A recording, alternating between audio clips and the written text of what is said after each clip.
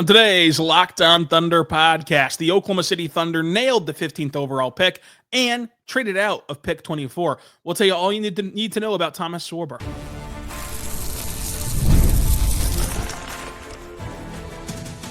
You are Locked On Thunder, your daily Oklahoma City Thunder podcast, part of the Locked On Podcast Network, your team every day. Let's get it going on the Locked On Thunder podcast on the Locked On Podcast Network, your teams every day. I am your host, new member and beat writer for Thunder on SI, Rylan Stiles. Follow me on Twitter at Rylan_Stiles. Follow the show on Twitter at LOThunderPod. Email the show, LOThunderPod@gmail.com.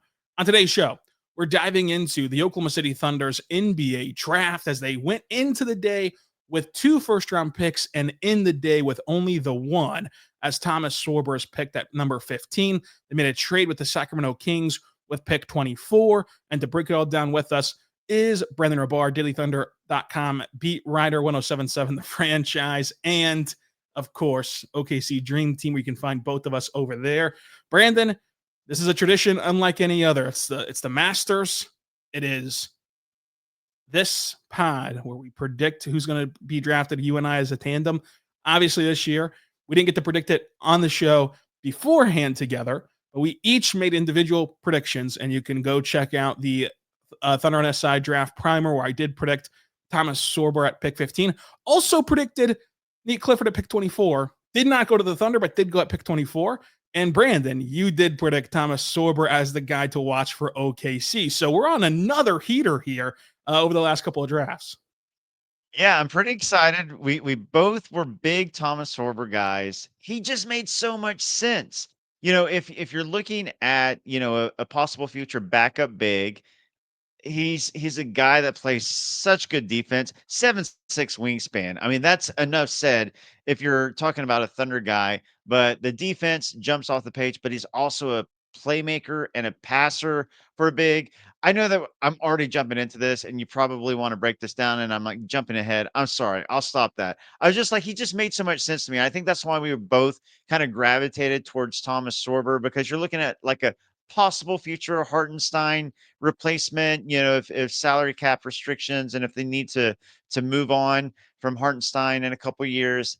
Thomas Sorber just seemed like the guy. And then you watch him in interviews and you're like, yeah, that's a Thunder dude right there.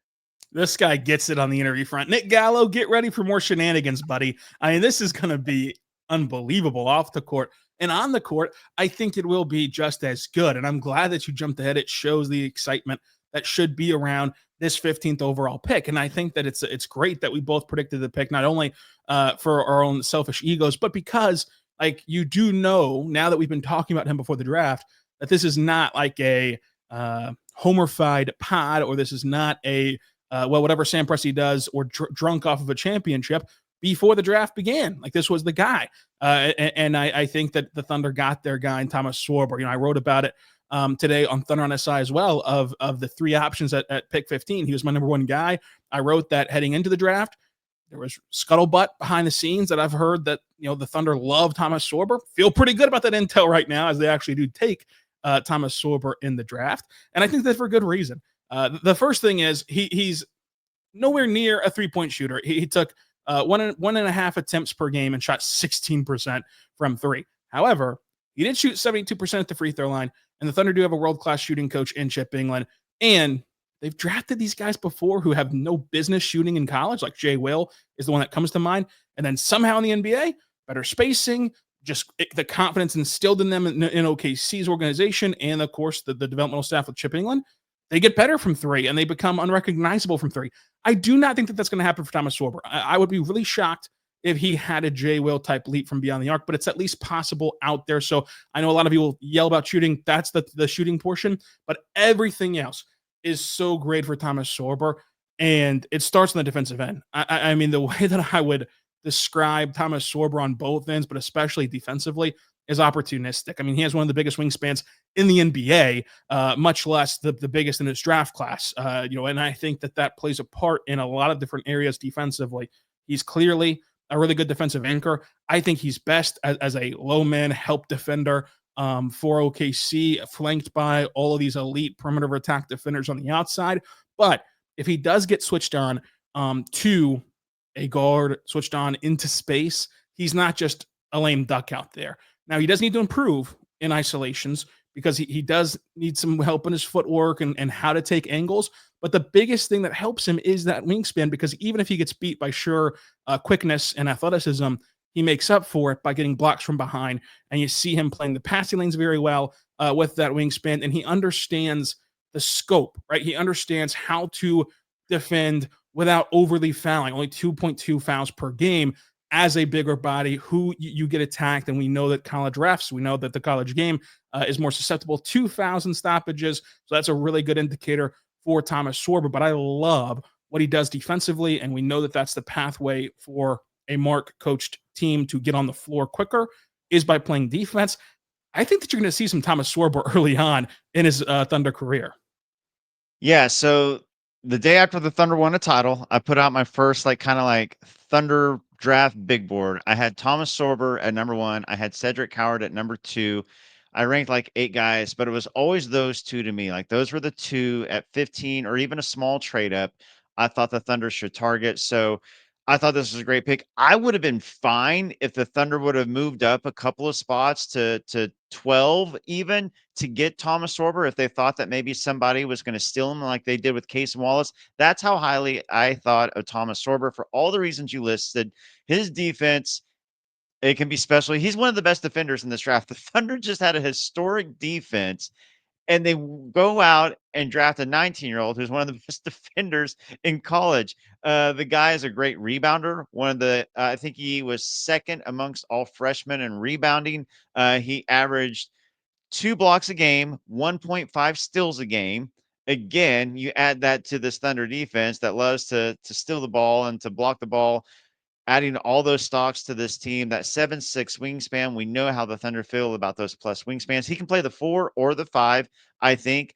And what I really stands out to me besides the defense is the playmaking. Just like we know Hartenstein does, he can pass from the post, find cutters. I think Thomas Sorber has a lot of that in his game. So just watching him, watch his passing, watch his playmaking. Obviously, the defense is going to jump out at you. I know he's going to be a good defender, but if you're yeah, but he can't shoot the 3 ball. Neither does Hartenstein right now, and he didn't make a 3-pointer all season, and he had a huge impact on winning. And I think Thomas Sorber can be one of those guys. But like you said, shot pretty well from the free throw line, which is usually a pretty good indicator of some at least possibility of 3-point shooting in the future. It can be a tell. So I think there's a lot of promise. He's only 19 years old. He turns 20 on Christmas Day this year. So he'll turn 20 while playing in a nationally televised game, because I do agree with you. I think he'll get some minutes. If we know anything about Mark Daigneault, he's going to play his guys. Everybody's going to get in the rotation. This Thunder team could win 70 games maybe, but they're still going to play some rookies. AJ Mitchell was in the rotation from the jump. He earned that. Dylan Jones obviously got some rotation minutes. Ousmane Dieng got some rotation minutes. And I absolutely see a world where Thomas Sorber is going to get some rotation minutes from the jump. I don't know about from the jump. That may be a little I think he's going to get rotation minutes throughout the season. We'll see how much, but I think he's going to get some minutes. Yeah, I'm not going to count out from the jump. I mean, I'm just not going to. I think that that's a distinct possibility for this team, and we'll talk about why here in a second. But to tie up his defense, Synergy has him as the 89th percentile defensively on all possessions. And then you look at the breakdowns of what he's able to do on that side of the floor. He is excellent defending in the post. He's excellent defending in the pick and roll as a 92nd percentile guy in the pick and roll. And I mean, it goes without saying because of his wingspan, but at the rim, he really can contest shots, and he's really, really, really good at firing out and closing out to corner shooters on the catch and shoot things. Like, for example, whenever he's defending a catch and shoot shooter, they shoot 28% because he's athletic enough and long enough to disrupt those opportunities to where he fits the style. If we're talking about a guy who racks up steals in the passing lanes, who gets the blocks at the rim, and now who can deter shots as a hard contest guy, which the Thunder's entire defense is predicated on, swarming the paint, then closing out hard and taking away corner threes. Thomas Sorber fits that perfectly. And then offensively, There's so many different ways that he can impact the game. And I do think that you hit the nail on the head with high post playmaking stuff. And I've asked Mark about this in the past, and he gave us typical Mark answers of like, "Oh, I'm just coaching to the skill set of the guys, and it's just happenstance." But the track record is what it is. I mean, from Al Horford to Jay Will to Isaiah Hartenstein, he likes to have these high post playmakers. And Thomas Sorber has a brilliant feel for the game. He knows where to go with the basketball, and he's a capable passer of making advantageous passes, not just keeping the ball with energy, not just being connective, not just throwing a swing pass. He can actually lead guys into buckets, and that's something that only Hartenstein can provide in this current club, and something that you'll eventually need to fill, because the reality is, as you pay these guys like Hartenstein have to become expendable, and the way that they become expendable is with cost-controlled replacements like Thomas Sorber on a rookie scale contract, who can step in for him in future seasons, and for now gets to learn under him. And then offensively, while he can't shoot, he's an excellent option in the dunker spot. How many times have you seen, so on this team, it's been Cason Wallace and Alex Caruso and Aaron Wiggins float their way to the dunker spot and then get rewarded on this drive-heavy offense. Now actually having a big body down there can up that conversion rate even more. His cutting is there. I do wonder if the cutting can translate, because whenever you're not hyper-focused on him getting off-ball touches, you, of course, are going to sag off of him from the outside and from the deep mid-range, and that's going to allow you to gear up for his cuts more often. However, one way that you can keep these cuts being a viable option for Sorber is if he's playing in the deep corner and you have Shea getting to the nail, then all of a sudden your back's turned to Sorber because you are giving Shea more attention, and that's where he can still capitalize, even though his defender won't necessarily be home on him on the outside. And then he's excellent with post-ups and excellent with post touches. I don't know how they're going to, work that into their offensive system, but this is a half-court offense that needs refining anyway. So maybe this is an area that they can build throughout, especially in their secondary unit, with plenty of room for Sorber to improve in the future. We'll talk about ways that Sorber can improve. We'll talk more about his offense and why we like this pick, all coming up, and break down their trade with the Kings. But first, I want to say right now, my good friends over at Wayfair. Go check out Wayfair today, because there's nothing like stepping into your own outdoor space and feeling like you've escaped to a personal oasis. If you're wanting to update your patio this season, Wayfair has it so easy for you to turn your outdoor space into your comfort, your style, and be ready for summer. Wayfair has everything you need to level up your outdoor space with conversation sets, outdoor bars, fire pits, hot tubs, gazebos, and yes, even those perfect string lights to set the vibe, set the mood. Brandon, you have a couple kids, might need to set the vibe some more, get a third one out there. It's just like giving your backyard a resort-like feel without the resort price tag. So make sure you check it out today at Wayfair, because their delivery system is awesome. It's free, it's totally hassle-free, and it's fast. Make sure you go check it out today at wayfair.com. That's Wayfair.com. Wayfair, every style, every home. We're back on the Locked On Thunder podcast on the Locked On Podcast Network, your teams every day. I'm Rylan Stiles. That's Brandon Rabar. And Brandon, the Thunder got Thomas Sorber. We were right yet again. It's a third straight year that we've been right on the Thunder's pick. So many of you say you can't predict Presti. Well, we sure can predict Presti. And when you look at Sorber, we've talked defense, we've talked offense, we've touched on how he can fit. Another area where this helps OKC is that you mentioned the minutes, and how are they going to find minutes? What are they going to do? Yes, if this team is fully healthy, the minutes are tough to come by for anyone. However, we mentioned how he can defend in space. The Thunder do not have this exact archetype of player.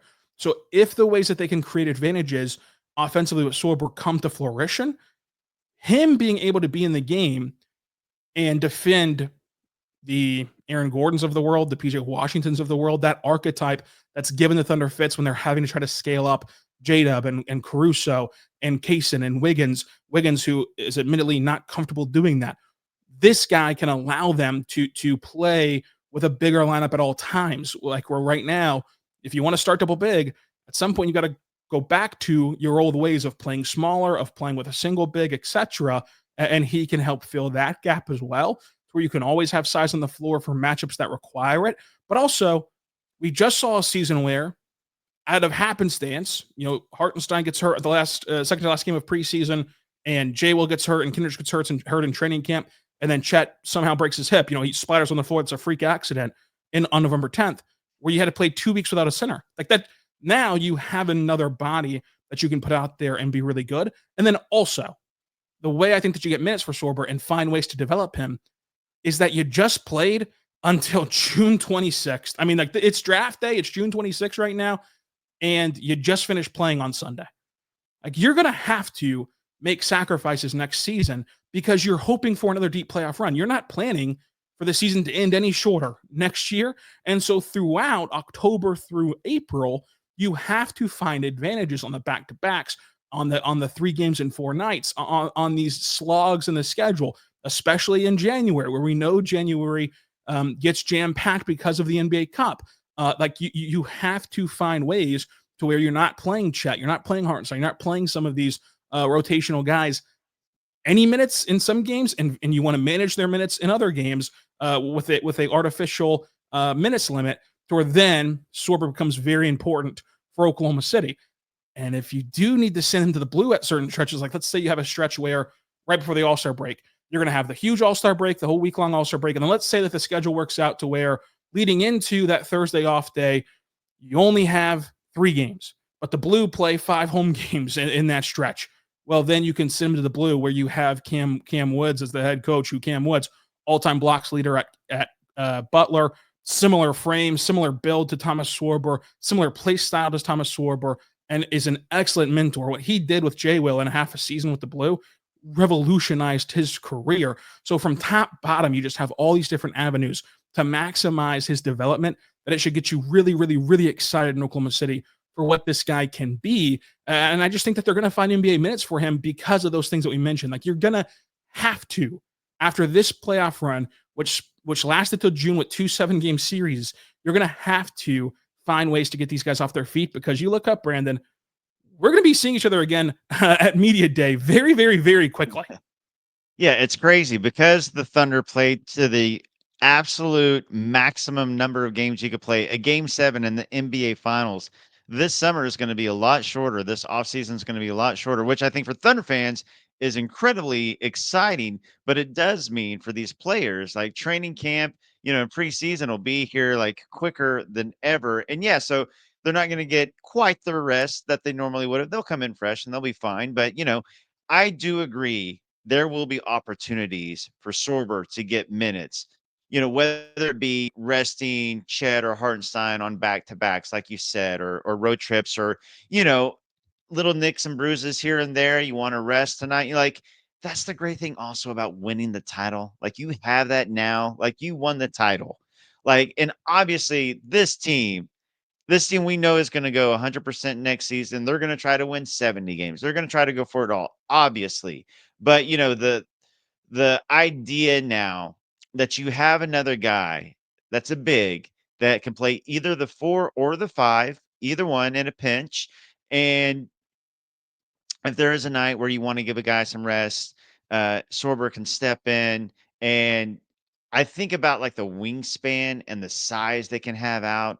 If it's like Shea, 7-foot wingspan, Dort, 6'9" wingspan, J-Dub at the 3 with like a 7'3" wingspan, and then Sorber with a 7'6" wingspan at the 4, and Chet at the 5 with a 7'6" wingspan. Like a defensive, that defense, like the versatility and length and physicality could be nuts, but still offensively, that could be like such a unit. Again, but it just speaks to this team's versatility and the lineup versatility that they can throw out there. But I think Sorber provides a guy. They haven't really had a guy exactly like this, and especially like a young guy that they can develop to kind of take that Hartenstein role down the road if they need to, like this. So I just think it was the exact kind of guy that this team needed. I mean, I think that when you look at this Thunder roster and the minutes and everything, you mentioned it, that they do go all out. And you look back at the Alex Caruso quote at the finals of just like, really in the regular season, the Thunder saved me from myself, he said, of just these Thunder players do not know how to play a game, no matter how low of a stakes it is, without going full out as if it is game 7 of the finals. You can count on one hand how many times that the Thunder showed up to a game and were not ready to play and got hit in the mouth and just looked lethargic. On one hand, most NBA teams in the modern NBA need both hands and both feet and toes to handle that countage. And so you also have to save these guys from themselves of how bought in they are to the regular season. And so that would lead to more chances for Sorber of just, hey, Caruso, you're not playing today. And Caruso, like you think in your mind whenever you say the names side by side, like these guys don't even play the same position. They kind of do. Like Caruso is kind of your 4, and Thomas Sorber can play that 4 position whenever you do need to get Caruso a spell because he does not know how to turn it off.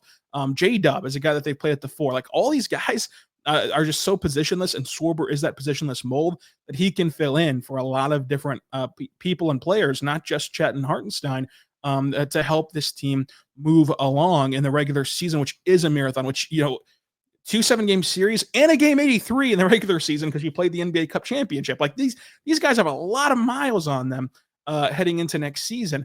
And the beautiful thing would be, like, you tell me that they head into a game next year on a Tuesday night in December, and yeah, Caruso's out, and yeah, Hartenstein's out, but they have Sorber in there, and everybody else is healthy. I still think they're going to win the game. I think that Sorber's that impactful. If they can still win that game. So, like, I don't know how much it'll sacrifice in the win column. Obviously some, but I don't think it'll be some dramatic drop off because he's a ready to go player. And I think that Sorber is going to be awesome for OKC. Thought that before the draft. So still think that now, after Sam Presti agrees with us and makes the selection that we would have made at pick 15. This would be the exact guy I would go for. He was the Draft Digest number 2 best available player. Because of Jonas falling in the draft. To me, he would have been my number 1 player if it was just my rankings, but it was our whole staff's rankings available for OKC at that pick. So I think that Sam Presti nailed it. Now, there's conflicting reports about Sorber in the summer league. He did have his college season cut short due to a foot injury, so he only ends up playing in 23 games and 24 games, 23 starts. And a Georgetown beat writer believes that he has a chance to be ready for summer league and play. Jonathan Givony does not think he's going to play in summer league. We just don't know anything. We'll talk to Sam on Saturday at the rookie introduction press conference, where obviously this topic will get brought up, and we'll find out hopefully more clarity on what Sorber's situation is with that foot injury. Now, both Givony and the Georgetown beat writer, whose name escapes me, I apologize, I'll put it in the comments or something. Both of them said no concerns about him being ready for training camp. So it's going to be okay. It's just that the July summer league might be in question, and we just don't know yet. So there's no point to make any grand judgments on if he will or won't play because there's 2 conflicting reports out there, and we just don't know until hopefully Saturday when we talk to Sam. And it reminds me of the fact that this team played in the finals. Usually the introductory press conference for the draft picks is like a family reunion. Like, oh, I'm seeing Brandon again. I'm seeing it Gallo again, seeing Andrew Schlecht again. And now it's like, I just saw you Sunday. I mean, okay, I'm always happy to see you guys, but it's not going to have that same summertime barbecue, we're back together feeling. The hugs will be less big, still there, less big when we see each other on Saturday, Bebe, for the rookie intro presser. And that will be centered around, of course, Sorber and what they do day 2 tomorrow, if anything, with this number 44 overall pick. We'll have more on that coming up. But coming up, let's tie the bow on Sorber. Let's talk trade. Let's talk round 2. But first, I want to say right now, my good friends over at Skims, go check out Skims today, because when I found out that Skims was making underwear for men, I was intrigued. I've heard so much about their quality from friends and family, so I had to give it a try. And let me tell you, it lives up to the hype. Skims sent us a few pairs, and they are wonderful. They're my number 1 draft pick after laundry day. The fit, the comfort, it's all the right style for me as well. Skims can really help you find what you like. I know that sometimes you go underwear shopping as men, and the men's clothing is kind of just thrown together, so it's hard to find exactly the perfect pair. Skims, their line gives something for everybody, from boxer briefs to classic briefs. It's all designed with the perfect balance of comfort and style in mind. So make sure you check them out today at shopskimsmen.com. That's shopskimsmen.com. And skims.com will take you there as well. Let them know we sent you. After placing your order, select podcast in the survey, and then select our show in the drop down menu below that follows. And I think that with Skims, you're going to love their boxer briefs just like I do because they stretch with you and they're perfect whether you're lounging around or hard at work. They can allow you to not only feel comfort, but flexibility and ability to do whatever you need to get done, including later on that night. So check out today at skims.com. We're back on the Lockdown Thunder podcast on the Lockdown Podcast Network, your teams every day. I'm Rylan Stiles talking to Brennan Rabar, dailythunder.com to discuss the Thunder's draft pick, Thomas Sorber at pick number 15, and what they didn't select at pick number 24. Any lingering Thomas Sorber thoughts before we break down this trade, Brandon? Yeah, the last thing I would say about Thomas Sorber is the fact that the Thunder even had the opportunity to take him. They just reeled off 68 wins and won a championship. Typically, a team that does that, Rylan, is picking at number 30 every single time. The fact, and by the way, this pick was a result, again, of the Clippers SGA Paul George trade. I think SGA's Update the graphic, Clemente. Update the graphic. Which, by the way, is now officially the SGA trade and not the Paul George trade anymore. But much respect to Paul George. He gave the Thunder a big shout out today and said he still has much love for the organization. So that was cool to see. But the fact they even had the opportunity to take Sorber, who I agree with you, he was the easy no-brainer pick at number 15 with who was best available. Again, I think he was a lottery talent. Like, I think that he was like a top 10-ish, like 10, 11 type talent to me. So I would have jumped at him at 15. And just the fact that you won a title in 68 games, the fact that you had this treasure trove of draft picks gave you the opportunity to get a guy with this kind of talent and upside after you win a title is just nuts. My last lingering thought on Thomas Sorber is that the Thunder content team, who I love, Julian, Brooke, all those people, they did have someone in New York, and they had an interview with Thomas Sorber, and they asked him his favorite movie, and he said, "My favorite movie, gotta say Thunderstruck." Thomas, you don't have to say Thunderstruck. You don't have to say Thunderstruck. The kid who got to live out a dream of acting with Kevin Durant would not claim that Thunderstruck is his favorite movie. And I was ready to make this a whole bit. And then Brandon reminded me how old I am. And Brandon, we did some math. Ballpark estimate.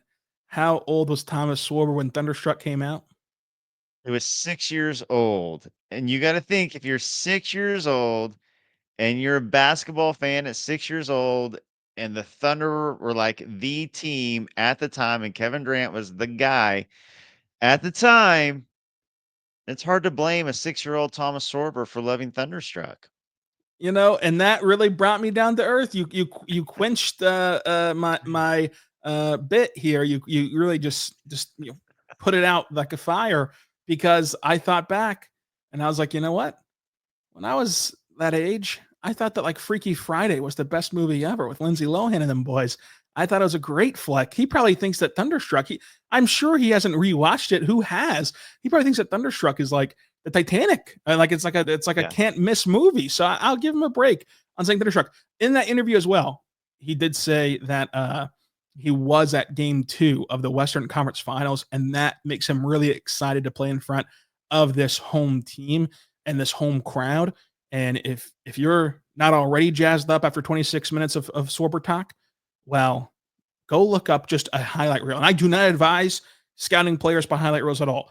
But if you're just a fan and you look at a highlight reel of the type of energy-giving plays, which is a big deal for me. I love energy-giving plays of what makes the crowd pop. Sorber is going to lead the league in energy-giving plays per 36 minutes, because every play feels like one that you can envision the Paycom Center coming down. He has a play where he's falling out of bounds and the ball gets thrown into the post and off his heels, literally his heels, and while he's all parallel with the ground, flings the ball forward to a shooter at the mid-paint and lobs up a floater and gets 2 points on the board for Georgetown. Like, this guy, like I said, it's just opportunistic when the ball is in his vicinity to go make a play, and it's really going to be fun to watch him grow. Yeah, that was the play that jumped out to me as I've been scouting Sorber. as well. I just gotta imagine like Sam Presti when he sees that play is like, yeah, this is my guy. Yeah, yeah, Like that's he the guy. just like his on court play, his demeanor, his off court, like his interviews and his character, His you interviews, know, and his the Georgetown Hoyas stole the towel gimmick, yes. and I really think that Sorber initiated that. Yeah, if you watch him, he's the one Yeah, supplying the towels. Also, by the last thing I'll say that should be said is, you know, he's a big body. We talk about the 7'6" wingspan, you know, and the Thunder, you know, people give, you know, Chet a hard time about his frame, and they gave Us a hard time about, but like, you know, the skinny guys, whatever. He's a good 263 yeah. pounds. Like, He's a he is tank. heavier right now than Isaiah Hartenstein's listed weight. I don't know if, like, Hartenstein's put on weight since his last listed weight or whatever, but he's coming into the league at 19 years old at over 260 pounds at, like, you know, 6'10" and a half. So, he's not only Yeah. a big, but he's a big. Yeah, and a good big too. I think that he's going to be really impactful. We could obviously be wrong, but just what I think from watching him and diving into him, and again, thought this before the Thunder even selected him. Now the Thunder did have a chance to draft my other guy, Neat Clifford, and I could have gone 2 for 2 because in my Yeah. predictions I said 15. I said 15 Thomas Sorber and 24 Neat Clifford. Neat Clifford did go 24, but to the Sacramento Kings, and so it got a lot of people emotional whenever this trade went down. And I get it. Your first instinct is to have a reaction. And I just saved myself from going on a passionate song, The Rain by Orange Juice Jones, where at the end he has a great rap that starts with your first instinct. And you should go listen to that today. Song of the day, The Rain by Orange Juice Jones. But your first instinct is just you want to have a reaction. And the reaction to this trade should be this is exactly what the Thunder need to do to sustain success. And I will criticize draft picks and situations with OKC when it's warranted, but this time I do agree with it because it's a calculated risk. Now, the trade was pick 24 to the Kings. The Kings take Neat Clifford, and the Kings send back a 2027 top 16 protected pick from San Antonio. And in 2027, if that pick is in the top 16, then the Kings, of course, keep the pick, and that pick instantly turns into 2 second-round picks. So it's a risk because you don't give yourself any leeway. For example, the 76ers pick this year, it was protected, and the Sixers got to keep it. However, it's not immediately second-round picks. Instead, they get another chance at another protection next year from Philadelphia. So the risk is if something happens in 2027, you will end up with only 2 second-round picks. But this pick was at 24. And right now, if you're projecting it after A+ draft day from the Spurs, go listen to Locked On Spurs. They had an A+ draft day. If you're predicting it right now, the Spurs are going to hand OKC a pick in the NBA draft in 2027. Now, anything can happen. We've seen seasons for the Thunder where you head into them thinking they're going to be super good, and then injuries pop up, and you know all of a sudden now you're not very good. That could happen, but you can't. You know, you just can't predict injuries. So, like, if they don't get hurt, they should be giving the Thunder a first-round pick. So it's a less risk to where now you've kicked the can down the road. Now the thing is, okay, well, what if it all works out and the Thunder still get a first-round pick, but it's in this exact range? Why, kick that can down the road for the exact same range that you're already in here and now? Well, the answer to that would be you're kicking down the clock of, yes, I fully believe that Neat Clifford is a wonderful player and will be a wonderful player, and I wanted him in OKC. And if I was Sam Presti, I would not have been able to avoid the temptation of drafting Neat Clifford when the board fell that way, and I would have dealt with the ramifications at a later date. But a more measured approach is to deal with the ramifications now and kick that can down the road, because what you have to keep this thing humming, and what the NBA is clinging to in terms of like the national media who do not like the Thunder, what they're clinging to is that you're going to make a misstep like this at some point where you run out of these draft picks and you don't hit on these draft picks and you don't have cost controlled talent. And that would kill a team like OKC because of what you're going to have to be paying in 2027, your top players. So you have to have rookie scale contracts to supplement what you're going to pay Shea, what you're going to pay J-Dub, what you're going to pay Chet.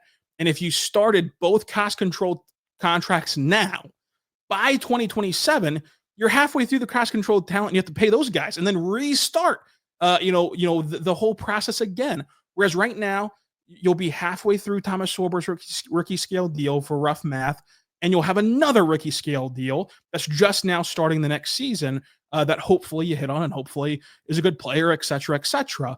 But it is a very well thought out and measured approach, even if you don't get that instant gratification of, I love Neat Clifford. I would have drafted Neat Clifford. And again, if I was in Sam Presti's shoes, I would have pulled the trigger on Neat Clifford. I would not have been able to avoid it. So I will say that. If you take that as criticism, fine. But he didn't. And I think that this is why. And it's a very logical reason for why he did this.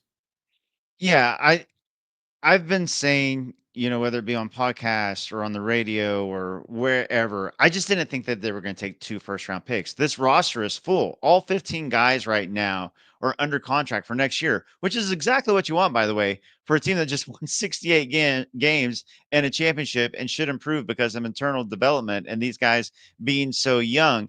And first-round picks are guaranteed contracts. So you got Sorber, which is, like a home run pick at 15. You also have Nikola Topic Yep. coming into the rotation next season. So you got 2 rookies already you're implementing. AJ Mitchell, unfortunately, missed half of his rookie year. So he's still going to be developing.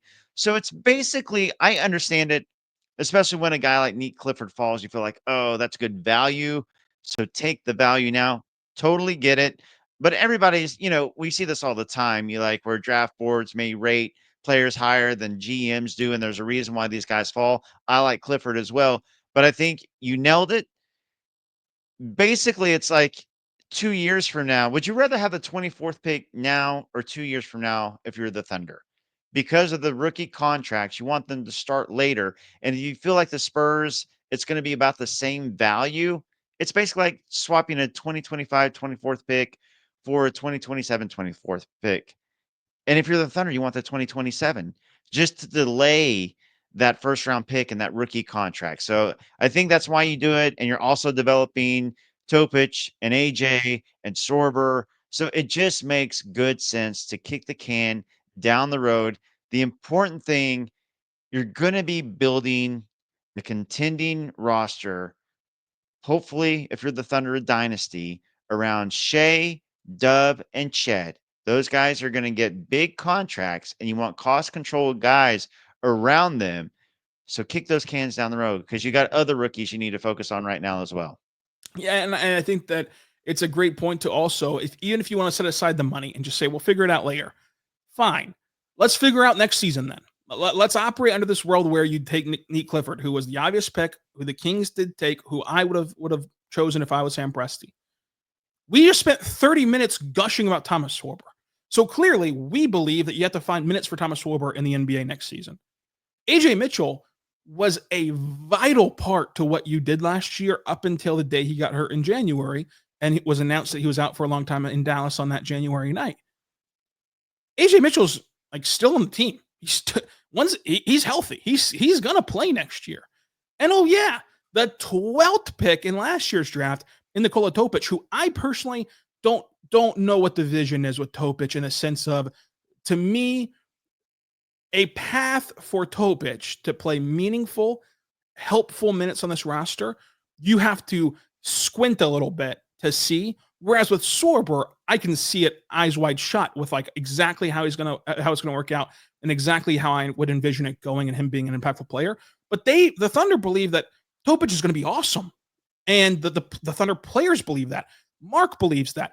Behind the scenes believe that. Like everybody believes that Topic is going to be awesome, whether they're right or wrong. So you have to give him a chance next year. So that's 3 guys who are young and who you want to find minutes for that aren't a part of your top crew, because you're still developing Cason Wallace. He's a 3rd-year player and has shown you so much. You still have a lot of minutes for Shea, J-Dub, Chet. You know, you're going to have Wiggins. You're going to have these guys. Like you still have all these other guys to mix and match with that need their own minutes. So when you're breaking down the rotation, even just for next season, for as great value as it would be for Clifford, it's incredibly hard to get him on the floor and incredibly hard to get him a roster spot next year. Because right now you could say, okay, we'll just throw Jang out with the bathwater, throw Dylan Jones out with the bathwater, fine. But again, even if you did that, those guys didn't play. They didn't get minutes, so that doesn't help your minutes equation.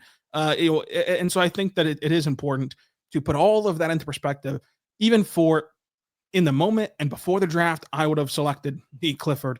I do see why they didn't do that, and I really buy into why they didn't do that. Now they do have a second round pick 44. There's a lot of talent left on the board, and I think that you will say to us, well, you just went on this rant about why they traded out of 24. So should they also trade out of 44? Second round picks are different because this organization has proven to agents and to players that let us put you on a two-way contract. I know it's not ideal because most second round picks like to sign, especially high second round picks, like to sign a contract that mirrors a second round, that mirrors a first round pick, where it's a guaranteed deal the first year, and it's a guaranteed roster spot. But the difference is, and how it mirrors it is, it's non-guarantees starting in year 2. Whereas a true first round pick, a real first round pick, has guarantees further out. But with the Thunder's organization, they have a proven track record that agents trust that, like, hey, I know it's not ideal, but if you trust us to be on a second round pick, we're going to draft you. We'll put you on a second round pick. After the trade deadline, let us figure things out. Let us have 6 more months to figure something out and trade guys and move around chess pieces to then put you on a standard contract. And so, like, they can convince guys in the second round today, if they want to, that they have a second round, they have a two-way contract for them, and they'll figure it out later. And it's kind of a trust factor. It's kind of a layaway factor, if you will, for the budgeting of roster spots, for the money, for the minutes, etc. It's what happened with AJ last year. They went up and got AJ Mitchell at pick 38, and they made a chain of trades to slowly climb that ladder till eventually they landed on AJ Mitchell. And pick 38, typically not the range that you hear the scuttlebutt of, like, yeah, this guy was on a two-way deal, or yeah, this guy would prefer to go undrafted so he can pick his own team. Typically, 38 is that range that we just talked about, where you want a similar to a first-round contract. But the track record with Mitchell's camp in the Thunder, I think, really helped him feel comfortable signing a two-way contract. And now you see what the reward was. He got converted even while he was hurt at the deadline, around the deadline area. And now this offseason, they'll likely decline and re-sign him to another deal. And it'll be hunky-dory for AJ Mitchell. So, like, again, it's another feather in their cap of trust. So second-round picks still can be made, whereas 24, if you draft someone in the first round, they have to go to a standard contract. You have to make that decision right now before training camp even begins, whereas with second-round guys, you can do the two-way stuff. Now, there are some interesting options available. We can come back and do that at a later pod. We're already going to get yelled at for how long this show is, but I would just look out for Rasheer Fleming. I would look out for Jamal Mashak. I'd look out for Chaz Lanier, a couple of Vols cutting it up. And so we'll come back and talk about that at a future date. I think, I would look at a guy like Noah Pinda as well, if you're into that sort of thing. And it's another good defender that could be Thunder pilled in a way. So make sure you go check out our show tomorrow, where we talk more about the second round picks, hopefully, or at least read Thunder on SI, where we're going to for sure give you the options at pick number 44. Brandon, thank you for joining us. Go find him, dailythunder.com, and OKC Dream Team as well. Again, thanks, Brandon. And until next time, be good and be good to one another.